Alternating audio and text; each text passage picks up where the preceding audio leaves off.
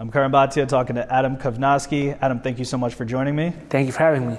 So I want to talk to you about, you came from Poland when you were 7 years old, came to Brooklyn. So forget the culture shock for a second, but I wanted to talk to you about that immigrant mentality, right? And there's so much going on in terms of politics, and it seems like immigrants get blamed for everything, right? And you come from Poland, you don't know the language, and what you've built now is a heavyweight contender on the doorstep of getting a title shot.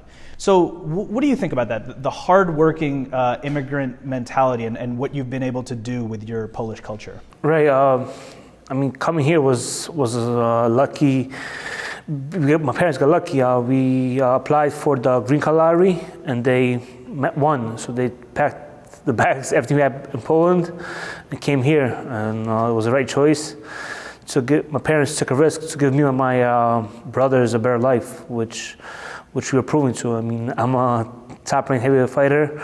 My other brother is a state trooper, and my youngest brother is in the construction business. So everybody's doing very well, and we're living the American dream. It's the American dream. You guys are striving. You guys are doing big things. So let's talk a little bit about your nickname. Okay, so before I do, I want to read you some boxing nicknames. Okay, ready? Bronze Bomber, Gypsy King, The Nightmare, Executioner, Dr. Iron Fist, Dr. Steelhammer.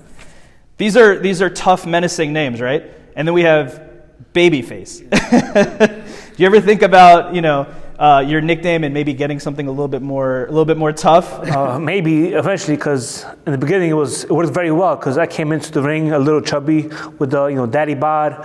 Everybody didn't take me serious. Plus, he had the nickname Babyface, so it was easy fight, no problems. But now it's like the secret is out. So now I'm gonna have to get a tough nickname to go along with my style. And so the secret's out, and we know that you've been doing great things in the heavyweight division, 20-0, undefeated. Like I said, on the doorstep of that title shot and that title opportunity. You grew up watching Andrew Golota, right? That was your hero. 6 Polish fighters have attempted to go for the world championship, the world heavyweight championship. And 6 times they've tried, 6 times they've failed. So what's going to be different about you and your attempt at becoming heavyweight champion? Lucky number 7, right? There you go. I mean, it's the stars lining up. So I feel this year will be very big for me. And I just got to capitalize on what I've been working so hard for the past 15 years. This fight coming up in March 7th is in the Barclays Center. This is your 10th straight time. You're 9-0 in the Barclays Center, and I've been there during your fights. It's a sea of red, right? All your supporters and fans. So what is it going to take this time to get to 10-0 at Barclays Center? You're taking on Robert Helenius, they call him the Nordic Nightmare, right? He's 6'6.5", so he's going to have the height advantage. What's it going to take to get to 10-0 at Barclays Center? Just hard work. I mean, I'm putting a lot of hard work in with my trainer, Keith Trimble and Chris Carson. We've been working very hard, and it's hard work, it pays off, and it's going to pay off March 7th. And we were thinking about who your next opponent would be. I'm sure you wanted it to be a title shot versus a Deontay Wilder or an Anthony Joshua. There was talks about Dominic Breazeale. It ended up being Robert Helenius, like we said. So Robert Helenius came out, and I want to read this to you. He said, Kownacki is about to feel the strength of Thor's hammer. So are you afraid of Thor's hammer? No, of course not. I mean, it's tough. I mean, he's happy on the fight, and it's definitely going to be a tough fight. I can't underestimate nobody, because he was a former European champion. So he definitely brings a lot to the table. But beating him will be huge, And I look forward to doing that on March 7th.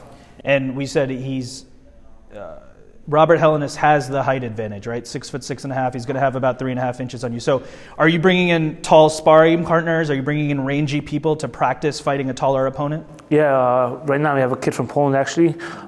His name is Damien. He's amateur, but he has a same size, similar style. So we're getting ready. We're leaving no rocks unturned.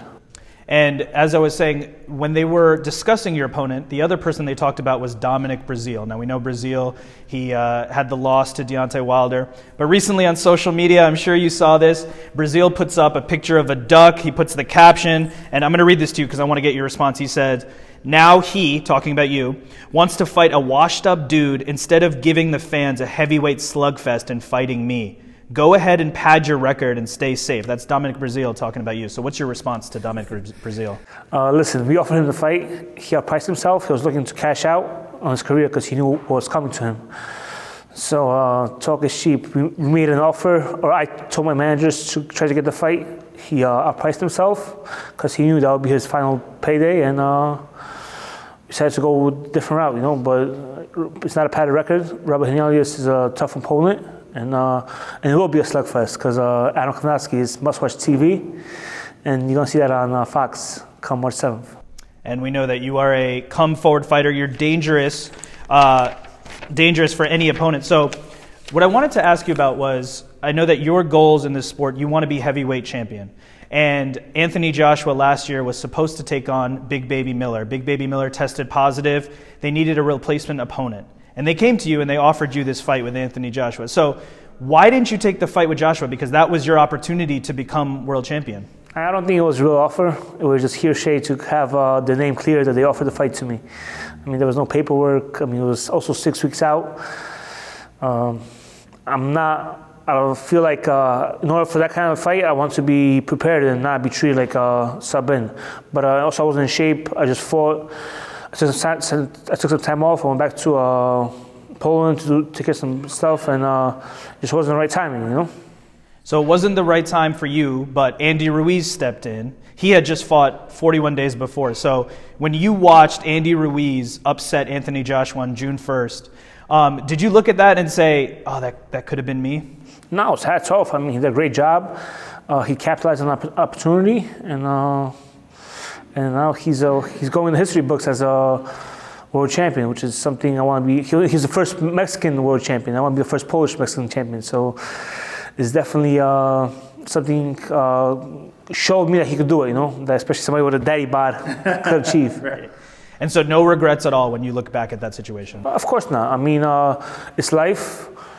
I think everything happens for a reason, and it just wasn't my time yet. And so right now, when we look at the heavyweight landscape, with Ruiz in it, it was kind of the four-headed monster, right? Tyson Fury, Deontay Wilder, Anthony Joshua, Andy Ruiz. Now, after Ruiz's last performance, we're back to the three-headed monster. So with those champions that I mentioned, Deontay Wilder, the WBC champ, Joshua has the other 3 belts, Fury, the lineal champ, who do you want to get a crack at first so that you can become the first Polish-American champion?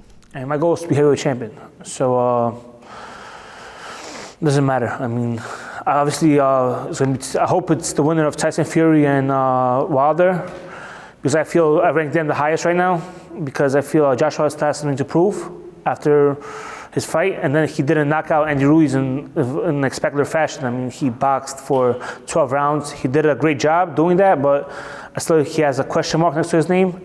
So I definitely want to fight the best, which I think is going to be the winner of Tyson Fury and Deontay Wilder. And how would you match up against Deontay Wilder? We know he has the big right hand. We call it the great eraser. If you watch his previous fights, he's not doing much, and then boom, lands the right hand. So how would you match up against Deontay Wilder stylistically? I think it'll be something fans would truly enjoy watching, because will I be able to put the pressure on him and stop him, or will he be able to hit me with the right hand, and will I be able to take it? I mean, in the past, I should have a good chin, and I could take one on the button, and I don't go nowhere. I keep coming forward. So it'll be a real. We're gonna see what happens when he hits me with the right hand. And the other side of the coin is Tyson Fury. We know that rematch is going to happen. So how would you match up against Fury? He's obviously got the movement. He runs around the ring. He's a big guy, but he can move. But you're a big guy and you can move too. So how would you match up against Tyson Fury? I think it'll be good. I think also I'll come forward. Obviously, he's a little better boxer than Wilder, a better mover. So it'll be a good matchup, I feel. I feel Otto Wilder proves his last fight with him that he would be hurt. And I'm looking to just capitalize on what Otto did. And we talked about Anthony Joshua. Obviously, everyone saw the vulnerabilities there with the chin the first time around against Ruiz, but he made the adjustments. He's become more technical. So the game plan against Anthony Joshua, if you were able to get that fight, would be what? Something what Andy Ruiz did on during his fight. I mean, just walk him down and cut off the ring, which I don't think he did in the rematch. I think if he cut off the ring on the rematch and let his hands go, he could have knocked him out again. And your last fight against Chris Arreola, a lot of people were thinking that you were going to knock this guy out. He was kind of at the tail end of his career, but it ended up being Rock'em Sock'em Robots, right? And it actually set records, CompuBox records of punches landed and thrown in heavyweight fighting. So what was that experience like? You probably thought you were going to be able to stop him, and now you're in a war with a guy and throwing and landing record number of punches. Both of you guys are. So what was that last fight like with Chris Arreola? It was fun. It was a fun matchup. I knew that coming into the fight. And then he had that extra motivation of if he lost, he would hang up his gloves. But a performance like that, I don't know if he's going to do it. I mean, I haven't heard anything on his news lately, but I guess he left everything he had during that fight, and it showed. So it was a great fight for the fans, and I think everybody enjoyed it. It was a great fight for the fans, and that fight was in August, and you had another big life moment in August, right? Your son was born? Yes, sir. So what has it been like being a father? It's the greatest feeling in the world. Every time I'm down, not feeling in the mood, I just think about looking at him and him smiling, and just makes your whole day that much better. And so just to close it out, you came here as an immigrant from Poland when you were 7 years old. You couldn't speak English. You said you were bullied.